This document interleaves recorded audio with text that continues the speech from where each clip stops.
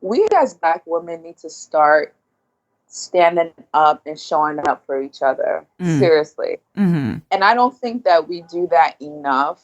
Even in my own personal journey, in this journey of journalism and storytelling, where are the people that we can look up to? It's almost like we're becoming our own leaders, which is good.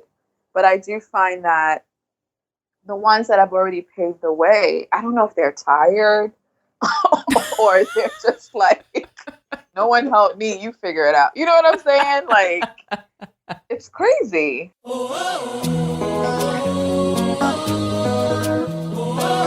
Hello and welcome to the Ndini podcast. I'm Sandra Chuma. Every week, I'm bringing you conversations with bold, inspiring, trailblazing, and influential women of African descent.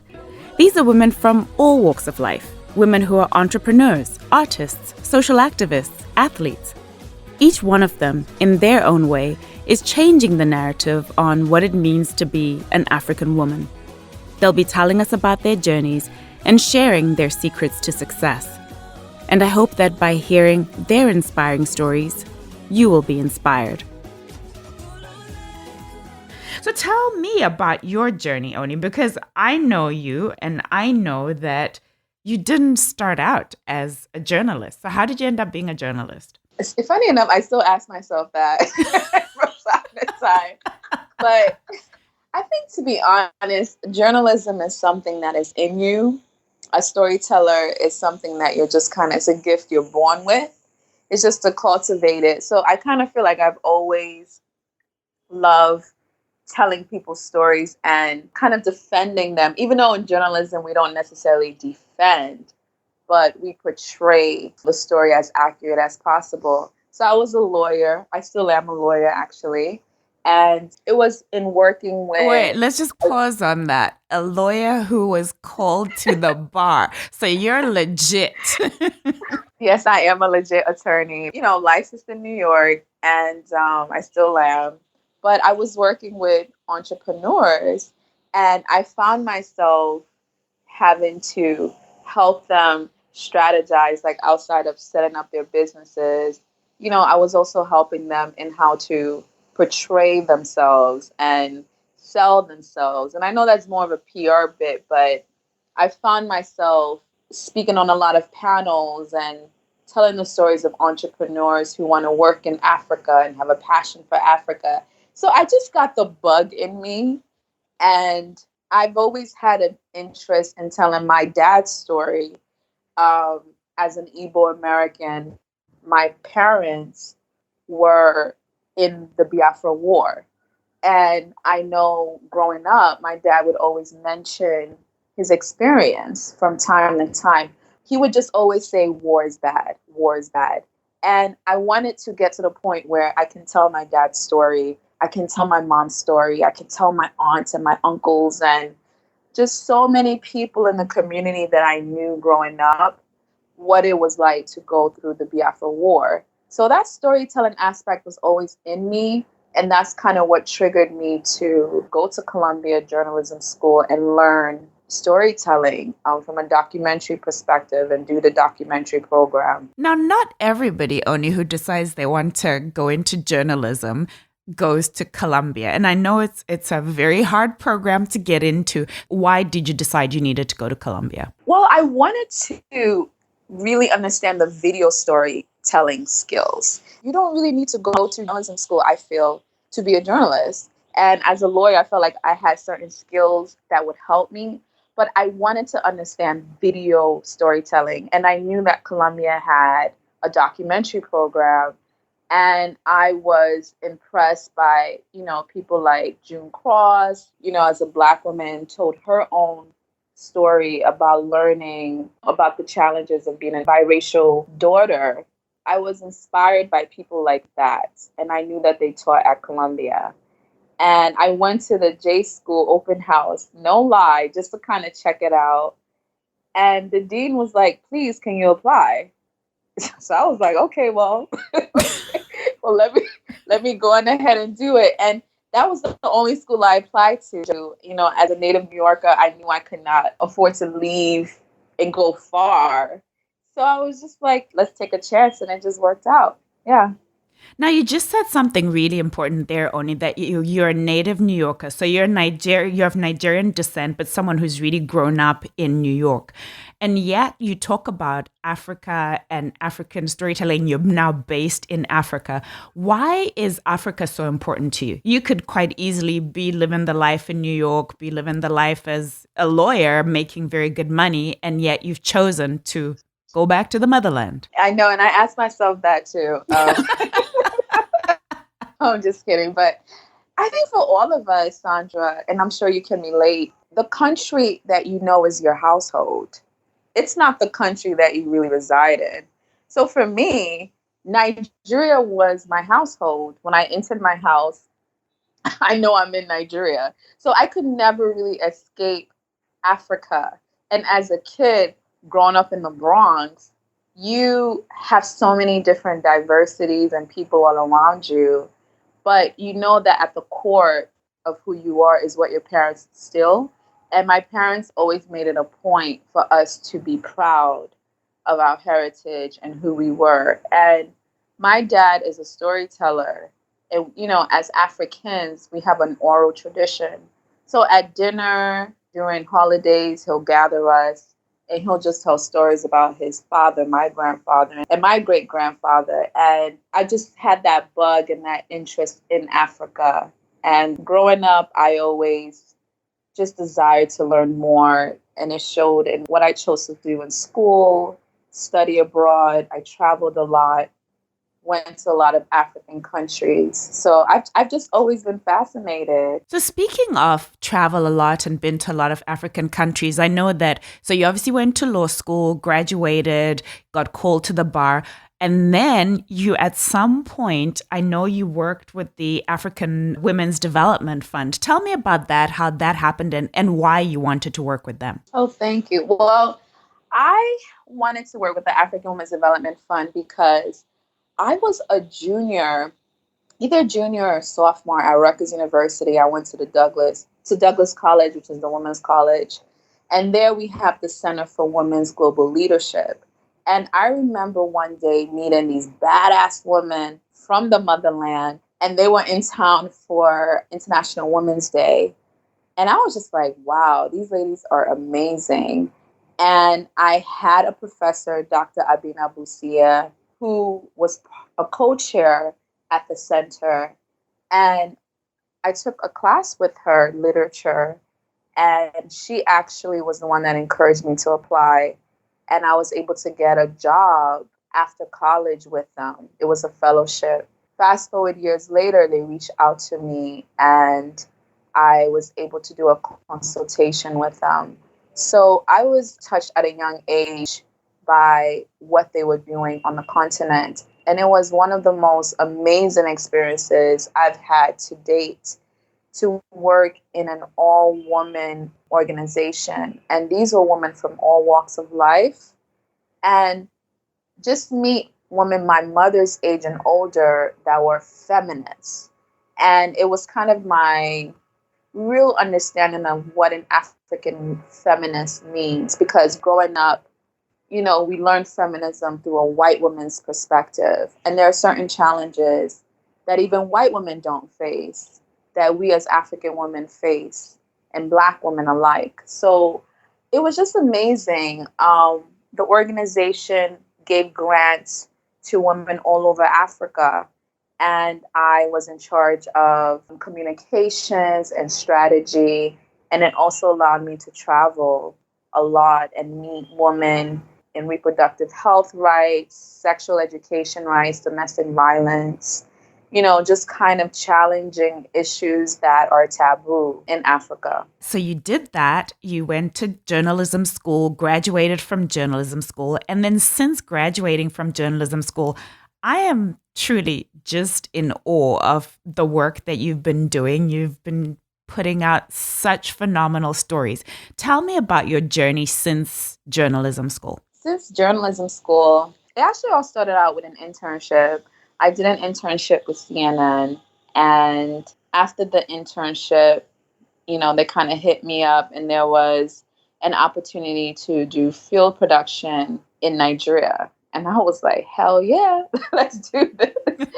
So, it started from there. And from there, I was doing a lot of entrepreneurship, business related stories. But I always focused on women because I'm biased in Just a that little. sense. Like, I just a little bit. So from there, I now worked as a field producer, freelancing with CNN Africa, producing many different stories inside Africa, CNN African Voices, African Startup. Then I transitioned into the BBC Africa as the Women Affairs journalist for West Africa. And that was the first role they've ever had. And that was awesome because now I got to really hone in on women issues. And, with that role, I did a lot of stories covering rape, taboos such as C-section, infertility issues, sexual violence, colorism. Just looking at beauty standards, issues that we don't really talk about in hard news, but there's still problems that women encounter. And from then, I've now also transitioned doing more change agents. My last story, CNN Heroes, about a young woman who teaches girls to code in one of the biggest slums in Nigeria. She actually won a CNN Hero Award. And I'm just kind of continuing along those lines of women change agents. That has been the journey, I think, for me. It's just been following my heart. And I always knew that I needed to be on the continent. When I finished law school, I went to the continent, came back, got the bug again, did journalism school, went back. I just feel like we, like people like you and I, Sandra, we have almost a duty to be able to show the world what Africa really is. We will tell it the best way with integrity and with a level of sensitivity because we understand both worlds. So it's just always been a passion to bridge the gap between Africa and the diaspora. Ony, that's an interesting point that, you say that, we have a responsibility. And I completely agree with that we have a responsibility. And we also have this unique vantage point of, having experienced both African life and African culture and all that is entailed in that, as well as having lived abroad. Does that create any challenges for you being on the ground and you speak with a certain accent which might not be the same accent as someone who's on the ground? Does that ever create a challenge for you? Yeah, of course, definitely.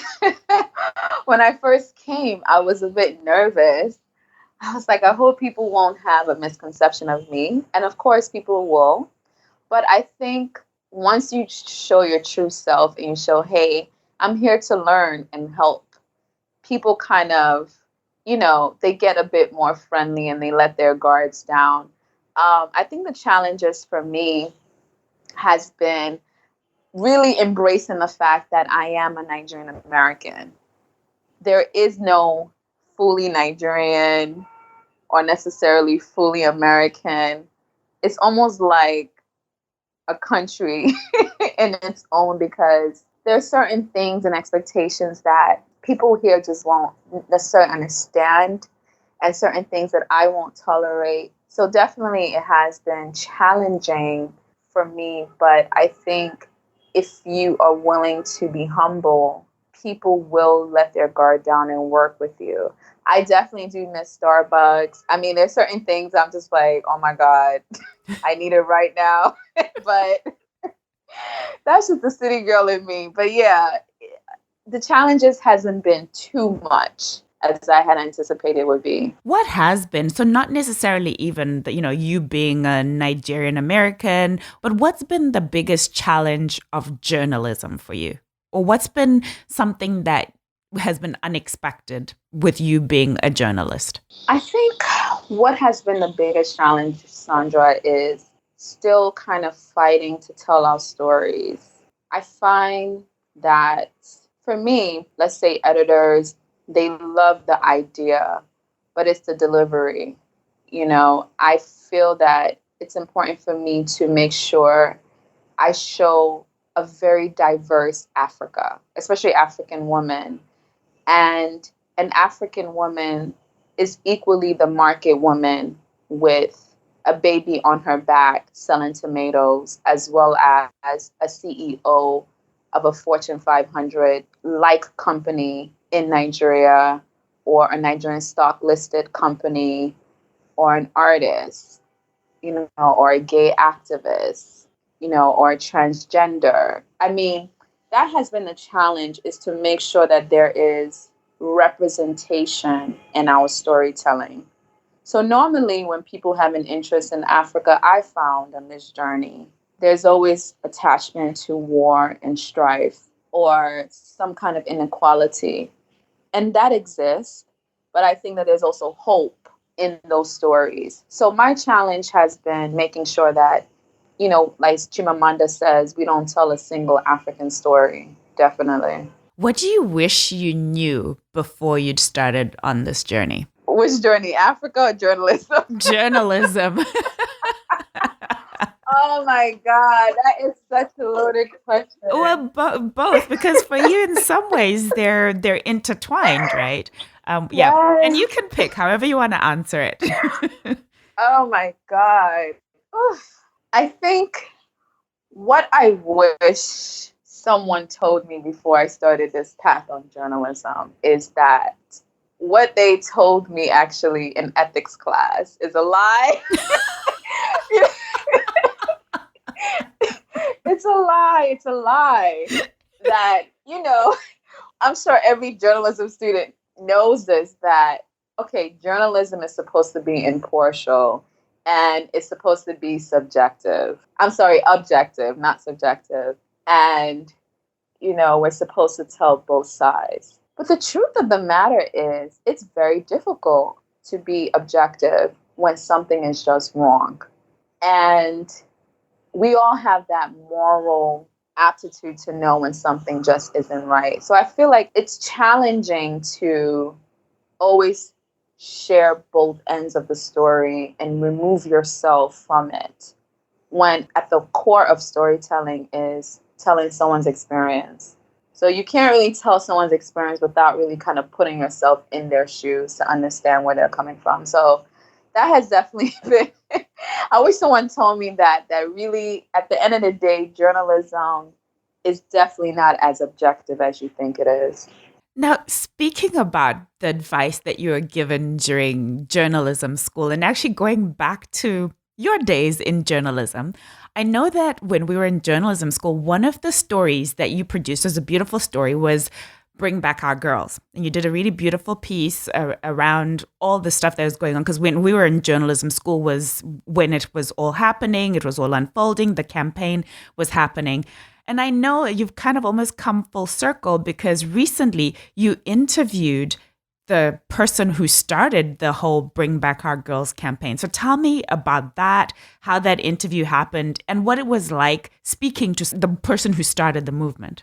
Oh, wow. Yeah. I mean, it was awesome.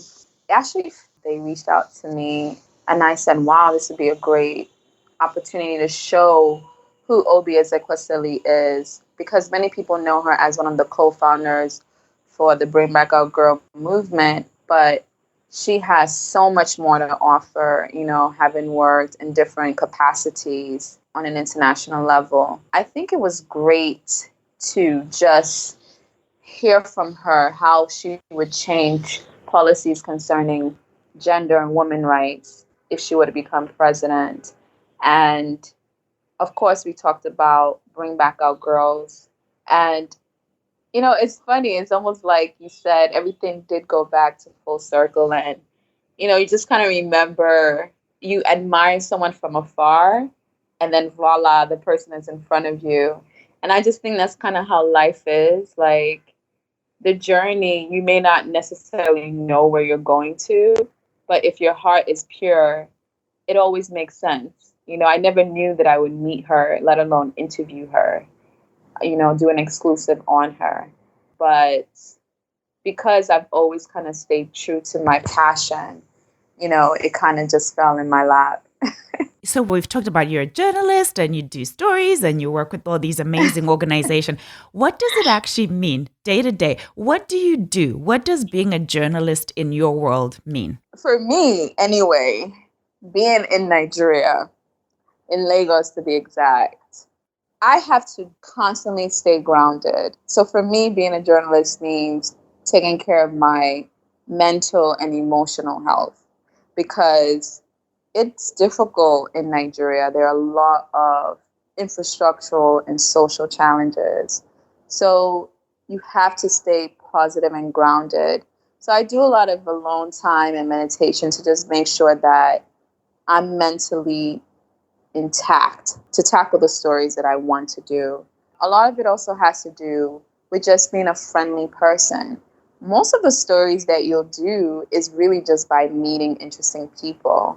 So it's important to go out, mingle, and be friendly. And then also read. I'm constantly looking at trends on Twitter, reading articles, trying to see how can I bring a human aspect to maybe a trending topic, if it's not necessarily of interest to me. And just kind of staying engaged with friends and people that I know are activists and in different social settings and industries. In terms of the actual production, is definitely a lot of research.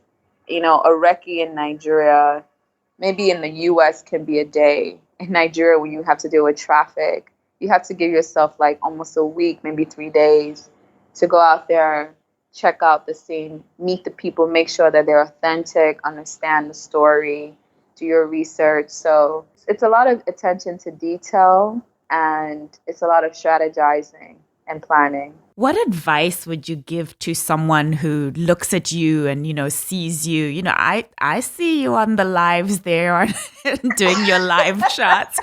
What advice would you give to someone who looks at you and sees you on screen and sees you hosting, your the talks that you do, if they're wanting to break into this field? I'll answer your question more in terms of people who want to come to Nigeria or Africa.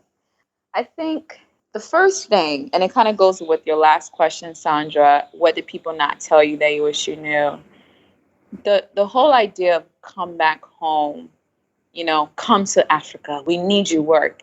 You have to be very realistic. It's definitely not the Instagram post that is the reality. It's difficult to live, I'll say, in Nigeria, in West Africa, and I'm sure in other African countries. There are a lot of challenges that you're going to face. There are a lot of social and cultural dynamics that you may not agree with.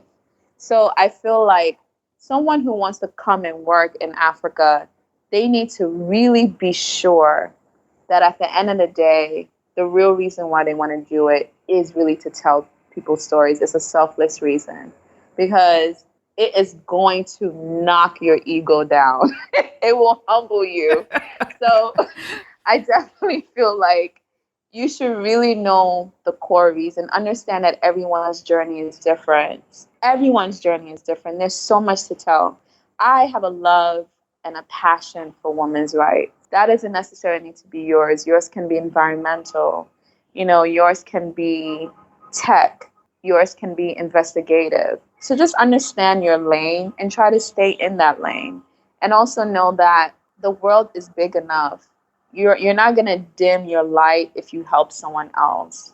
That is really my biggest advice, is that when you give, as little as you give, you may not even know that you're helping yourself. Every gift you give someone comes back to you. You just don't know how it will come back. So I definitely feel like just continue to have a heart of generosity and definitely set your intention and know that it will work out. One way, some way, somehow, it always works out. That is some great advice. I'm like taking notes. I'm like, all right, Ony said. Ony, that's incredible advice. What's the best advice you've ever been given? The best advice I've ever been given was by my mom.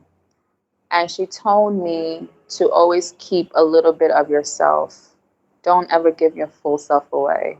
And I've kept that in everything that I do, even in my storytelling and in, even some of my advocacy work. Whatever I'm doing, I try to give it my all, but I make sure that I maintain a sense of who I am for me. And I think I'm going to take that into whatever I do. Marriage, what have you. It's just keeping a bit of yourself for you and maintaining that space and protecting it. I'll share this. Okay, so you and I were at school together. And if there's one thing that I would say about my greatest memory of you is you were the most unstressed, unfriendly. Like people would be like I tell you, people would be like running around losing their minds like headless chickens.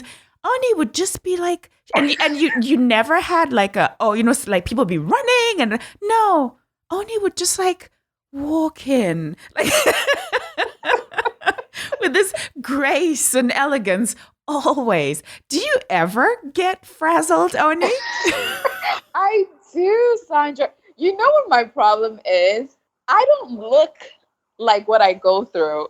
It's a blessing and a curse. I will actually be stressed. I definitely get stressed. It's just that I don't look it. That's just what the issue is. Like, internally, I know what I'm experiencing, but for some reason, it just doesn't show. And it's so funny because it's helped me many times. Like, I've had former colleagues tell me, were you trained in the military? Because you are too cool under stress. I've done interviews where like the light goes off and I mean, oh my gosh. But for some reason, we just pull it together. So I do get stressed. I think that it just, hey, it just doesn't show. That's the New York swag. So speaking of that, so you just talked about, things will go wrong. What's been the worst thing that's ever gone wrong for you while you were doing a story or a shoot? Oh my goodness. Whew. I think the worst for me, I was doing one of my first lives and it was social media live, Facebook, Instagram. And we had a backup modem for the internet because in Nigeria, the light would just go off. For some strange reason, the modem stopped working. There was no internet. We were in the middle of a live.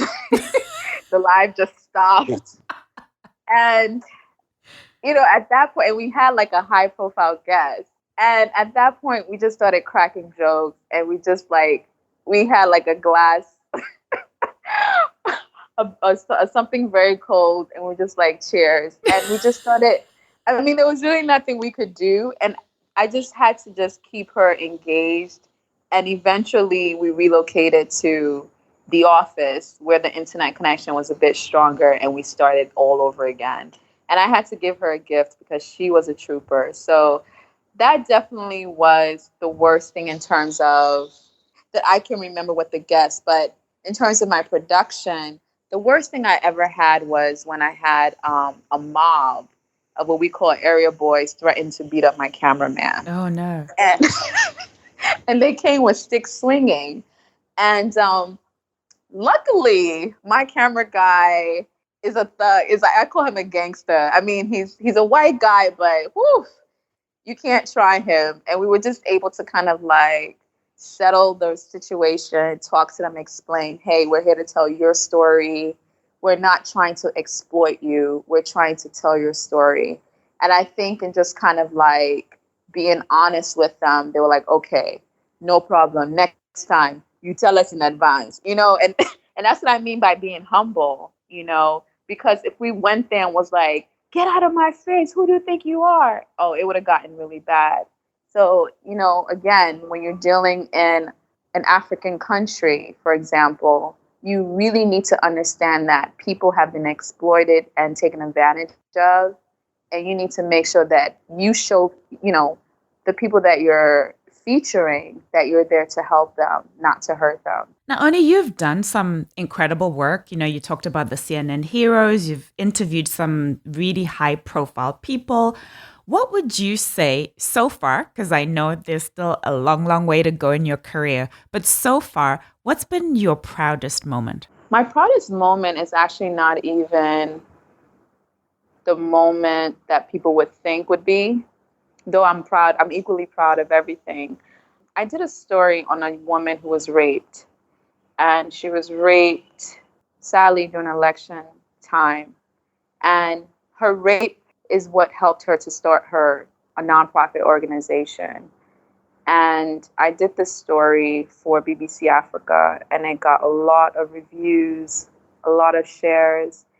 And she wrote to me and said that she was invited by the vice president to talk about rape reform and how the police can better work with rape victims. And, like the emoji tears and just kind of how happy she can finally talk about these issues on a high level. I think that really warmed my heart because I could never understand what it is to be raped. But I went in there knowing this is a very sensitive topic, and I'm going to try my best to show her story. I don't have any ulterior motives. And, I let her speak from the heart, and I had no idea that, it would have that ripple effect. So I think that was probably my proudest moment. Isn't that incredible? I mean, it's just like you say, this isn't like a high profile person. This isn't, the most famous person you've interviewed. And yet that's a story that had so much impact and so much potential to make change for more than just the person whose story you were telling. So with that, my question to you, Ony, is what is the impact that you want to have in the world? I know I probably won't impact the whole world before I die, but at least for an African girl, the impact that I would love to have is to let her really understand that she really can do anything. And I know that we say that, it's such a cliche, but the truth is many cannot. But I think for me, the greatest impact that I could ever have is a little girl, in the outskirts, somewhere in Nigeria, somewhere in Kenya, somewhere in Zambia, and she can see someone like herself being able to do so much more than she ever thought that she could. She has the confidence and she has the ability to speak up for herself and to understand that she can change her circumstance for the better. I love that. I love that. Ony, what are you most grateful for? I am so grateful for my mom. I'm so grateful for my parents. I'm so grateful for just having really positive women role models in my life. I have 4 sisters, and they mean the world to me. 3 of them are older than me, so they're so annoying. They think they're my mom. And I have a younger sister. I just feel like I've been so blessed to have positive, strong role models in my life that are women. And it might be subtle, but it does go a long way, and it has so much impact on you growing up. And my mom is such a strong woman. I so much admire her. I just think about her having come to the U.S. as a young woman, as a young mother, and just trying to do better for her family, and having so many challenges and fears and still being able to overcome it, and always being a woman of integrity. My mom, I've never remember her gossiping about someone or talking evil or down or hoping bad for someone. She's like that annoying optimist who's like, it'll be better. Don't say that. Don't be mean. She's just she's literally a beautiful soul, and her name is Love, and she really is love. And my dad, first feminist I met, it's funny because he's such a typical African, what was the Lion King's dad name? No. I know. Wasn't Mufasa the bad guy? I forgot the dad's name. The dad's name, yeah, he has that, who is this? What do you want with my daughter? But he really was the first feminist. that I met. My dad always instilled in me that you really can do whatever the hell you want to do, and don't ever let your gender stop you. I'm really grateful for my parents. I'm really grateful for their courage. And I'm so grateful for the women in my life. Yeah. Oh. I don't know where to go from there, Ony. That is so beautiful. That's truly so incredibly beautiful. Ony, where can people find you? Where can people follow you? Where can people find your work if they want to? People can follow me on Twitter, Ony Law, ONY_law, LAW. Same thing on Instagram. And on Instagram, I have a private account, but I'll definitely confirm. And yeah, you can just Google my name. I didn't know about this private account, Ony. Because you were already my friend. Oh, you're already okay. my friend on Instagram. Yeah, so I'm already in the private account. You're already in the private account. And I'm trying to do more on Instagram because as much as I'm in media, I don't always put myself out there. So that's a resolution I have in 2019. And I would agree with that, because do you know, just back to journalism school for a second, you know who, I don't know if you remember when, I'm name dropping here, Barbara Walters. When Barbara Walters came to speak one time, she said that one of the worst things that we do as journalists is we do this amazing work, but then we never want to tell people about it. So you've done some amazing work, and I'm like, how come she ain't got that on her Instagram? And see, and from this day, I actually started earlier in the month posting more, and I'll definitely start doing a lot more. Flashback Friday, Throwback Thursday. Yeah.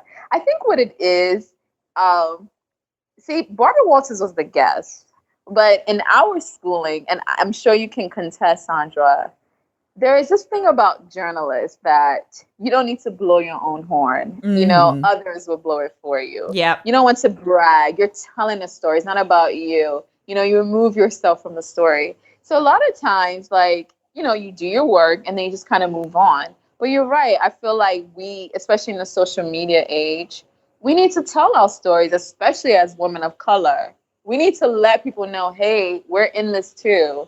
You know, we're still on the courtyard with you guys doing amazing work. So yeah, I agree. Yes, we need to see more of your work, Ony. And also, like you say, in this world of social media, there's so much coming at people. And sometimes you do just need to say, hey, everybody, did you see this? Did you see this? But, you know, I'm always looking out for your work because I just think you do amazing things. And on a personal level, I just want to say I am so grateful to have met you, to be able to call you a friend. And I am just so proud of you, Ony. I can't even put it into words how proud I am to see your level of commitment to telling our stories. Because, like I said at the beginning, it would have been easy for you to have your nice life in New York and, you know, live as a, you know, you'd be making good money as a lawyer and all of that. But you've chosen to put yourself out there, put yourself out into the world in service of telling a different narrative about us as Africans and especially as African women. So I am so deeply grateful to you. Thank you so much, Sandra. But back to business, because we got an interview to finish here. Ony. Okay. So this platform was created and I named it Ndini because in my mother tongue, Shona, Ndini means I am. And it was really about us as women and particularly as African women declaring and taking back our power and standing in the power of who we are. I'm interested to know how you would finish that sentence. I am. I am complete. Ony. You're incredible. I am so great. Yay, we finally made this interview happen, Ony. It only took like, how long? I know. Thank you. Thank you so much. And thank you again for the work that you're doing to bring a different view of who we are as African women. Thank you so much, Sandra, for having me. I really appreciate this. Thank you so much for listening to this episode of the Ndini podcast. I don't take even a single listener for granted. As you know, my goal with this platform is to help shift and change the narrative on Africa, and in particular about African women. But I need your help to do that. Please subscribe to the podcast on iTunes or Stitcher. You can also follow us on SoundCloud. And please share. If you enjoyed this episode, please take a moment to leave a review on iTunes. It helps me to bring great guests to the show, and it also helps others discover the podcast. And of course, I always want to hear from you.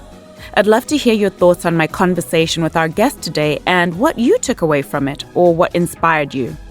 I'd also love to hear from you if you have suggestions for other women you think I should absolutely have on the show. Our handle on Instagram, Twitter, and Facebook is @Ndini Media. Or you can reach out to me through our website, which is ndini.com. That's ndini.com. Until next time, I'm Sandra Chuma. Be well.